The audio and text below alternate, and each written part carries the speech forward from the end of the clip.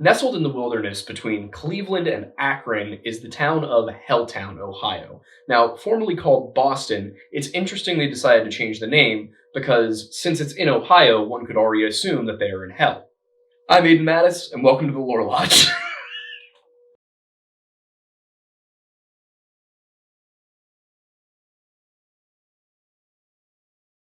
Often referred to as Centralia, Pennsylvania's less important and less interesting cousin, Helltown, Ohio is an abandoned town that was the victim of the US government.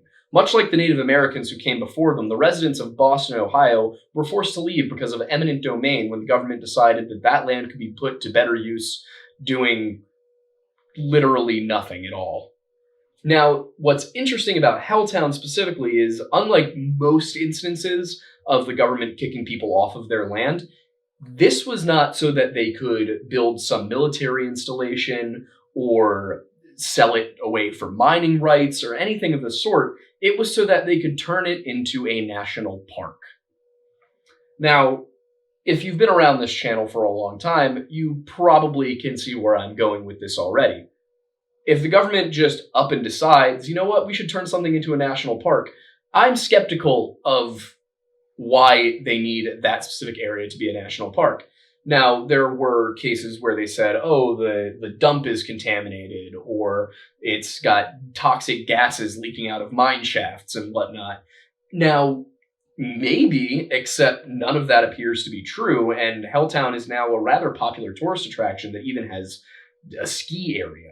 So anything that was there in the 70s when it was turned into a national park is probably still there. And Helltown was never a large industrial center back when it was Boston.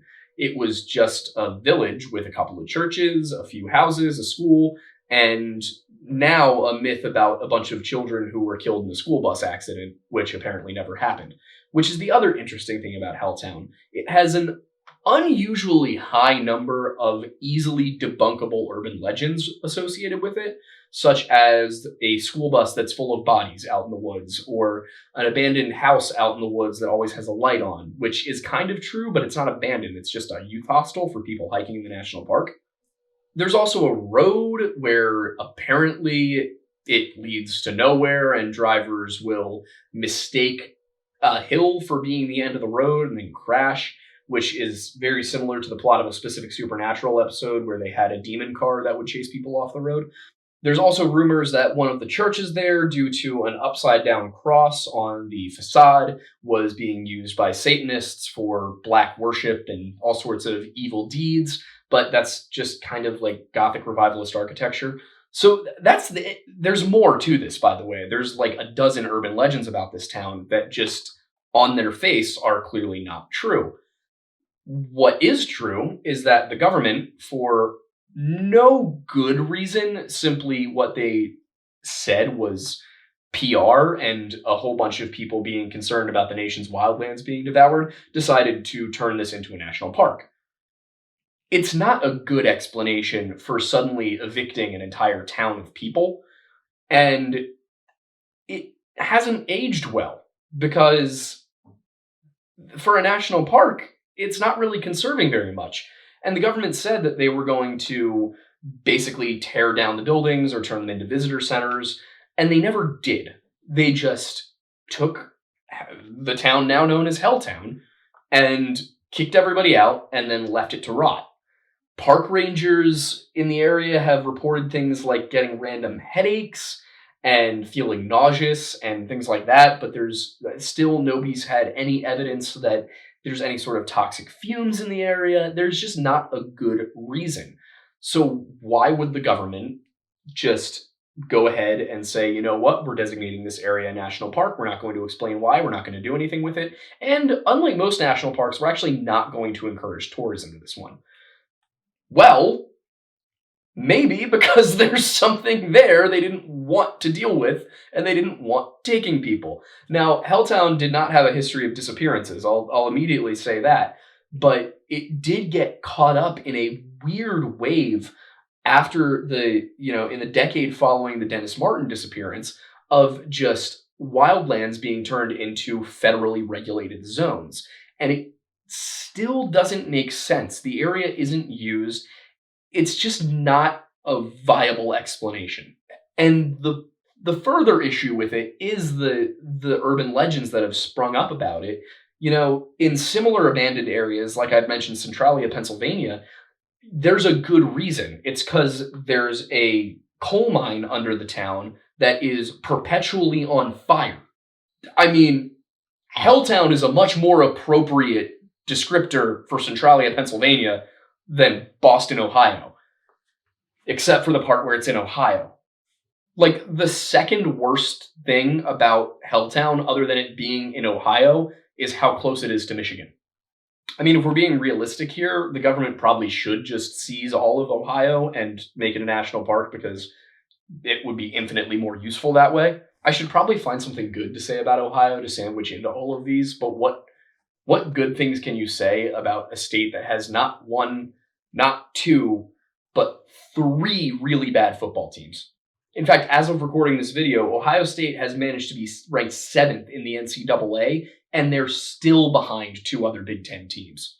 The last time Ohio State ranked in the top 5 teams in the NCAA, they got shut out in the opening round of the playoffs. The last time I heard somebody say something genuinely complimentary about Ohio was Colonel Tabington in The Patriot, and he's the bad guy.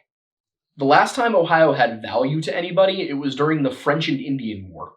If Helltown, Ohio was any further north, it would be part of Canada, and this is the only time in U.S. history that has ever been a better situation to be in.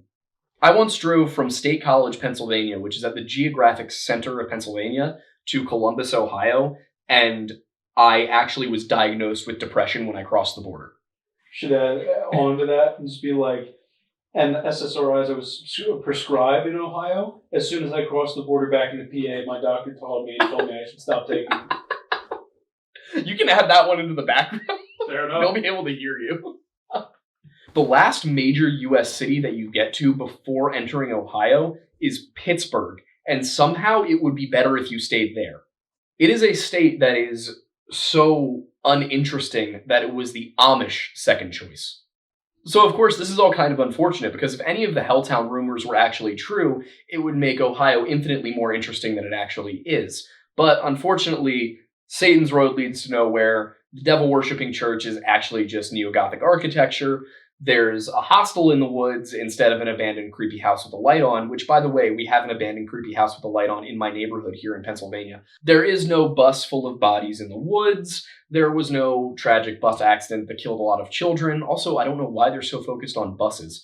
And, like I said before, unlike Centralia, PA, Helltown is not even actually on fire. So, just disappointment on all fronts. However, I think it remains interesting simply on its own that this is a town that the federal government, without any good reason, stepped in and turned into a national park. I think it's perfectly reasonable to ask why and ask what is there that they didn't want people living around and possibly reporting on.